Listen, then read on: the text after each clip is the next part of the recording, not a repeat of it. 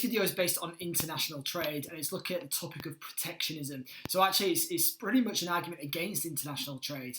It's an argument as to why some countries want to almost protect themselves from this notion of international trade and globalization.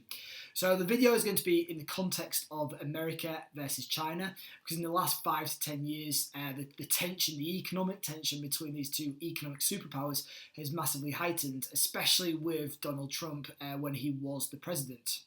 So when Donald Trump was the president, straight away he pretty much went about a trade war, because what he wanted to do is, and again this was his slogan, was a Make America Great Again. And what he believed was that actually there was a lot of countries that were taking advantage of America, and America was losing in this concept of globalization. So he went about in terms of protecting America against excessive imports, and especially the amount of trade that was taking place with China. So with regards to trade wars and protectionism, protectionism is the theory or practice of shielding a country's domestic industry from foreign competition by taxing imports. Well, that's one example.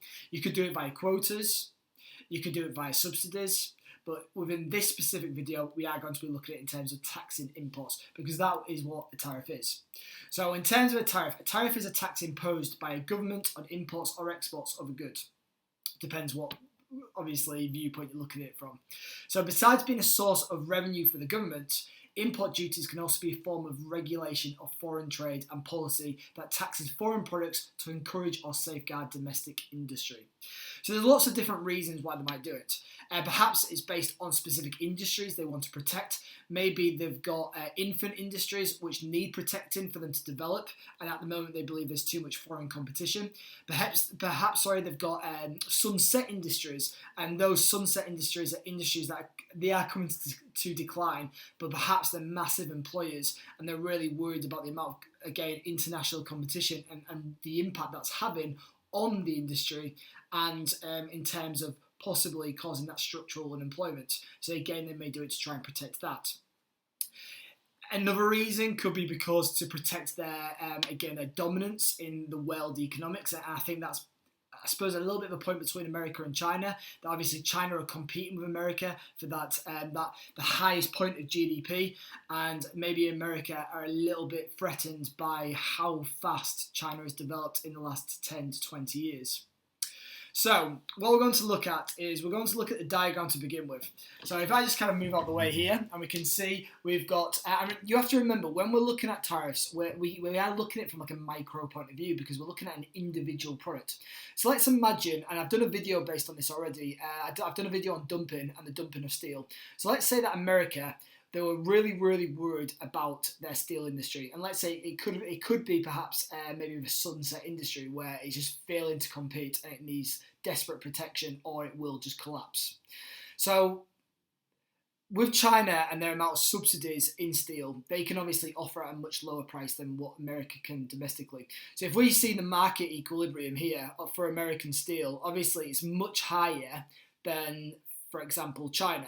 And let's imagine the world price is primarily based on the price that China is offering steel to the whole world, whether that's dumping or not, okay? So what you can look at from this point of view is, obviously, you've got two different points of view. American consumers, so for example, American firms who require steel, they're going to enjoy this world price because they'll want to buy it at Q2 because it's so much cheaper than obviously what it is domestically. However, the American producers, not only are they not willing, but they're not able to produce it at that price. So therefore, you've only got a very, very small amount of American producers who can produce it at that price. And that literally goes from 0 to Q1. And that is it, okay? And that's what the worry is, because it's meaning that a lot of American producers are probably making subnormal profits. They're struggling to break even because it is so much cheaper than maybe what they could provide in this context of dumping and of with regards to steel. Now, it might not be steel, it might not be dumping, it might be just because they are just generally inefficient at producing a certain good and the world is much cheaper. And again, if this was, for example, a infant industry, perhaps the inefficiency comes from the lack of experience, and it needs that development to boost that productivity and boost that efficiency. So again, that's maybe why they're struggling to compete. But whatever the reason, America is not happy with this price, and therefore they're going to do something about it, and they're going to bring in protectionist measures such as a tariff. So what they'll do is they'll put that tariff in place, and they'll do it, for example, here. So what you'll get now is the world price plus the tariff. You might ask, well, why do they not do it higher, closer to their market equilibrium? They might do. It's a potential, but you also have to consider the WTO and the World Trade Organization and how they might interfere if the tariff is deemed to be uncompetitive and not fair. All right, so let's just say that we're going to put out the world price plus the tariff there, and what we've got now is we've got a different scenario, because we've got Q3 to Q4 is the new level of imports, and the reason for that is obviously because there's less consumers able and willing to buy at that price, and actually you've got more producers, more domestic producers now, who are able and willing to produce up to that price. So what you've got now is you've got Q2 contracts to Q4 in terms of demand, and you've got an extension of I suppose 0 to Q3, because before it was 0 to Q1, but now it's 0 to Q3. So what we'll have, and I'll go through this now, is you'll have a contraction of consumption, and you'll have an extension of production. And the whole idea of that, and you have to remember, this is not the point of view of the customer. The Donald Trump or America or the government, whatever context you're looking at, they're not doing it with regards to consumption. They're doing it with regards to the protection of their industry and the protection of their domestic producers. So what we've got, and then what I've done here is I've just put a letter on. And we can look at it from the loss of consumer surplus. As I mentioned before, they're not really interested in consumer surplus, and that's not the reason why they put the tariff on. Because if they were worried about consumer surplus, then they wouldn't ever implement that tariff. So what they've got initially, it was from A to B to C. So that's quite a large consumer surplus, all because of that really cheap world price that they potentially had access to before. But now, because of the implementation of the tariff, it's gone from A to D to E. So what we're looking at is the difference between the two consumer surpluses, and that's what will tell us our loss of consumer surplus. So in other words, it's ABC minus ADE. So when you're looking at a tariff, the negatives of a tariff is a loss of consumer surplus, and that's when you can evaluate as to what issues a tariff might have. There's other issues as well, which we will delve into. Now, when we're looking at it from a producer's point of view, before it went from A to B to C, that was the producer surplus. Okay, let's say A starts roughly around here. So A, B, C. All right. But now, because of the increase in price, you've got American producers who are much more willing and much more able to produce it at that price because it's a higher price, and because of that, obviously, that profit incentive. So now what you've got is A to D to E. So A, D, E, and what you've got is a producer surplus gain, and that producer surplus gain is your ADE minus your ABC, and the difference is the gain that the American producers get and the American economy obviously experiences. Now, also what you've got is you've got this shape here, okay, which I've highlighted in red, and you have to remember when you're imposing a tariff, then obviously a tariff is a tax. And where does the tax go to? Well, the tax goes to the government. So the tax that the government imposes, they receive revenue from it, and that is the government revenue that they'll receive. Now, again, you could delve into that, and you could think about, well, what exactly is the government going to do with that revenue? Now, if the government uses that revenue to maybe subsidise firms, so for example, if it was an infant industry which needed that extra development and that help from the government, not only protectionism, but maybe the revenue that's received could help to subsidise possibly different investments that the firms could take. So, for example, research and development into capital goods to make it much more productive. If that's the case, then actually that's a positive. But if the tax revenue is going to absolutely nothing, or it's just going to other different aspects of the economy, then again you could say it's just a sign of inefficiency by that country, and nothing's really being done about it. And when we actually look at the whole point of view of a tariff, obviously it's there to protect, but it does bring about more negatives than positives. And what we've got here is we've got inefficiency, and we've got a net welfare loss. So the red, again, the red triangles that I've highlighted there, that is the inefficiency to society of the tariff due to the loss of consumer surplus, and that's the problem with a tariff. There are other problems with a tariff, and we will delve into them soon. But just to begin with, let's have a look at America. So what I'm going to do is I'm just going to show you a couple of statistics on America and China and their relationship, and then I'm going to show you a couple of videos just based on what has actually happened.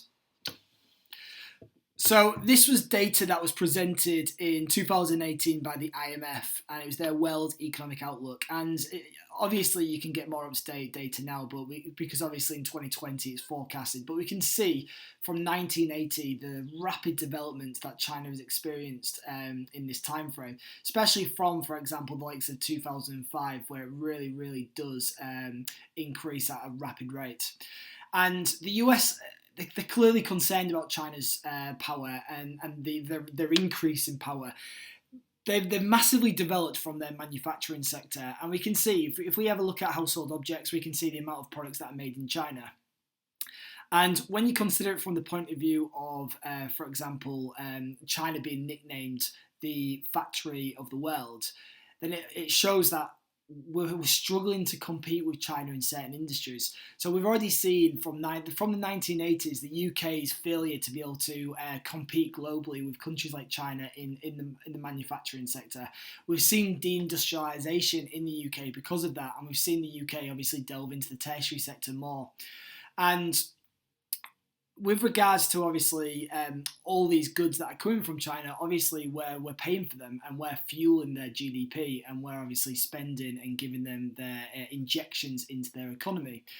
But it's also what they do with that money, and clearly obviously the development of China is good for living standards, but they're also starting to look at other sectors as well, and they're also starting to look at maybe more of a consumer driven economy, and they're looking at maybe, I suppose, developing their tertiary sector, and that's another threat in terms of structural unemployment, because again, will we be able to compete with them? We might have a unique selling point, for example, in the financial sector. We might be highly thought of, and America is obviously, they've got a very advanced tertiary sector as well, but with the development of China, it's going to be even more competition.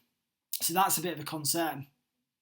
And with regards to some of China's strategies in international trade, they've not always been thought of favourably, and sometimes they've been thought of as a little bit unfair.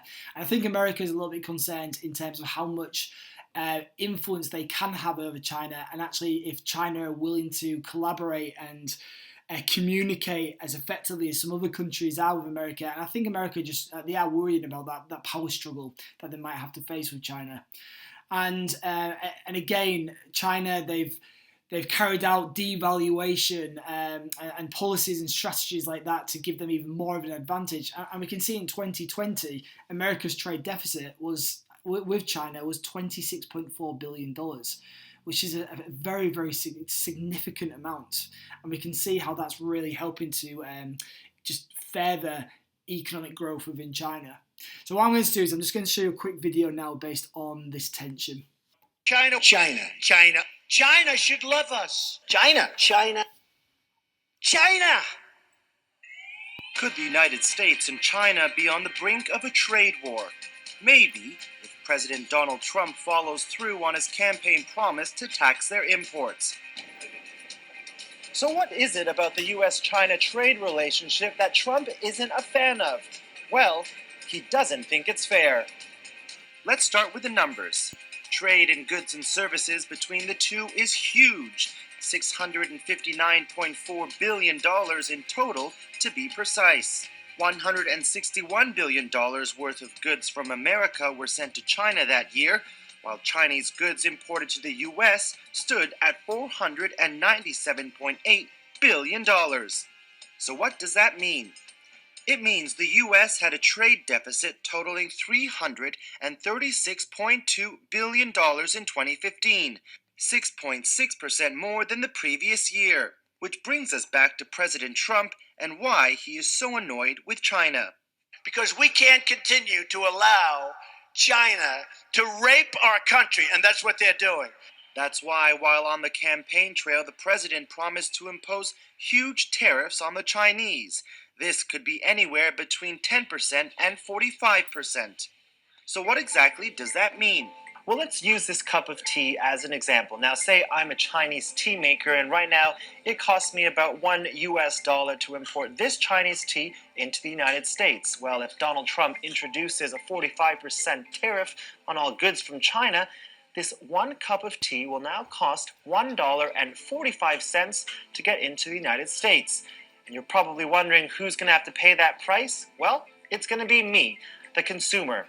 But I'm probably going to ask myself, why would I want to pay $1.45 for a cup of tea from China when I could potentially get a cup of tea from India for less than $1?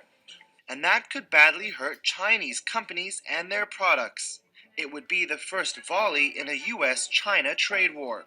Beijing could impose retaliatory tariffs on certain industries, and that in turn would hurt American companies. America's top export to China is airplanes, so increasing tariffs on Boeing, for example, would hurt. But it's not just tariffs. State-run carriers like Air China could simply decide to stop ordering planes from Boeing and instead buy from rivals like European manufacturer Airbus. That leaves the big question. Who would win in a US-China trade war?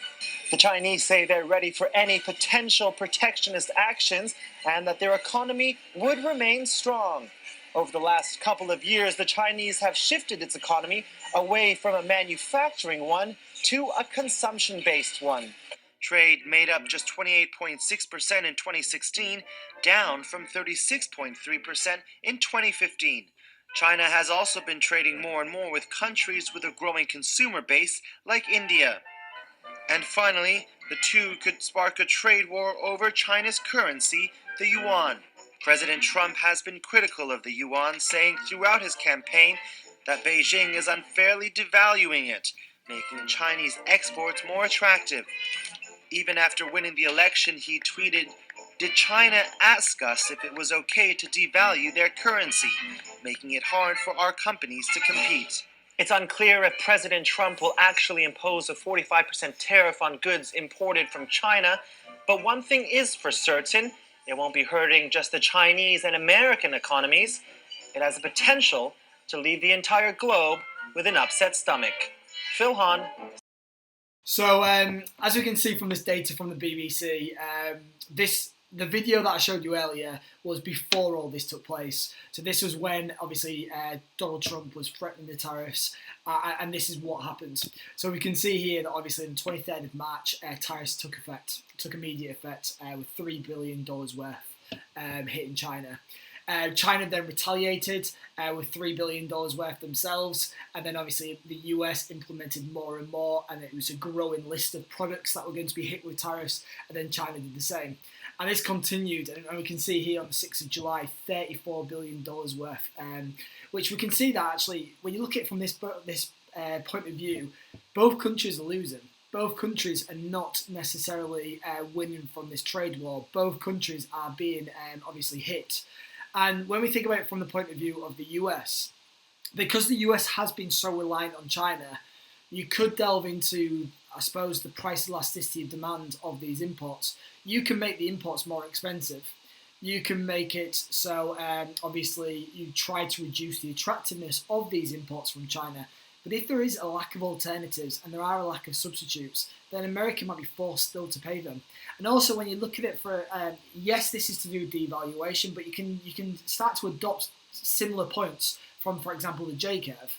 So when you're looking at it from the point of view of, okay, we're not buying from China anymore, okay, where do we buy it from? And the time it takes to get that information and to acquire new supply chains and to try and get those suppliers, you might still have to be buying from China.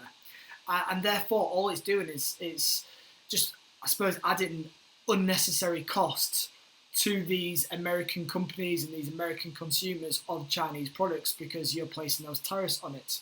And it's the same that goes for Chinese companies that maybe are dependent on the US. And we've already said that China is becoming more of a consumer-driven economy, so therefore part of that will be the appeal of American brands.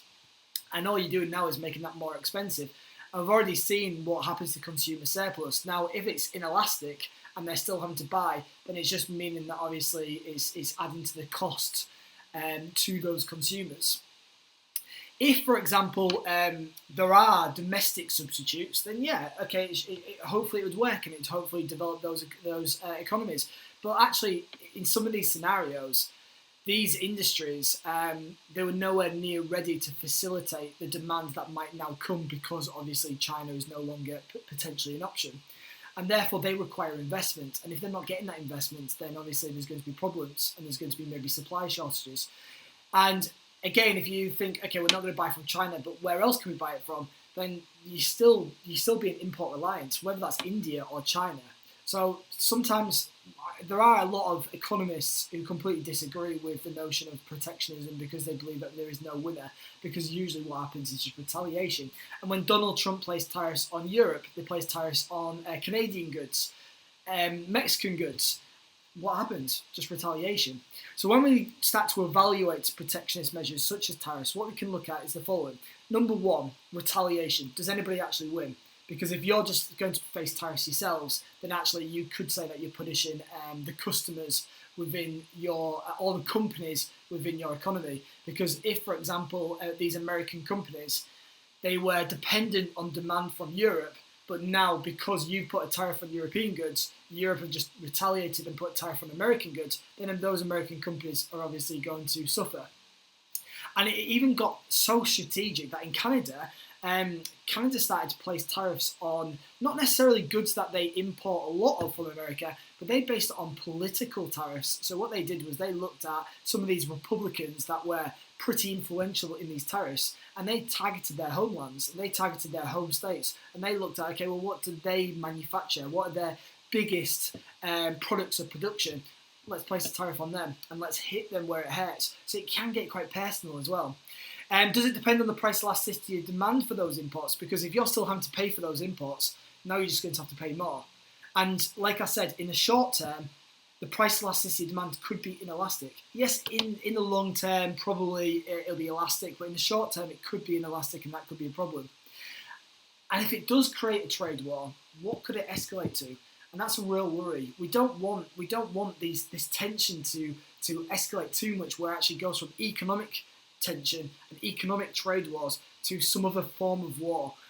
We don't want it to be where actually these countries just refuse to work together, because actually when there are other global issues, we want those superpowers to work together to help the rest of the world. And if their relationship is so rocky that they don't, then that obviously means the ability to work out bigger global issues, such as, for example, climate change. It might be harder to do so.